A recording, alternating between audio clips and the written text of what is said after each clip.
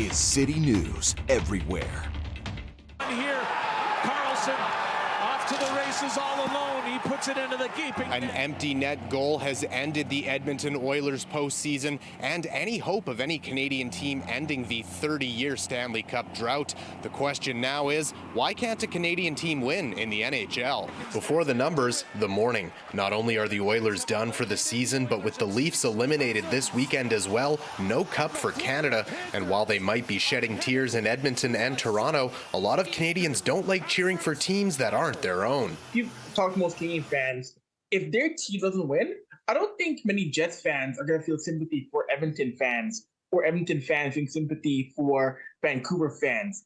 The sentiment really is, if my Canadian team doesn't win, I don't care about the rest. McDougall points out that one of the reasons is pretty simple. The GMs of Canadian teams haven't done as good a job as their American counterparts. The best teams who've been built to win a cup have been the American teams, like Colorado, like Tampa. And really, it's more about these teams catching up and figuring out how they can compete with these teams. I went back to school and asked a statistics professor to take a closer look at the numbers. As any hockey fan or expert can tell you, a million different things have to go right in order for an NHL team to take home a cup. Some teams are just better than others, but using models where each Canadian team has an equal chance of winning and each year is independent of each other, it's quite staggering that a Canadian city hasn't hosted a Stanley Cup parade in 30 years. Doing the math right in front of me, rounding the total number of teams down to 30. And that looks like it's like 0.1 to 4% chance, so really remote.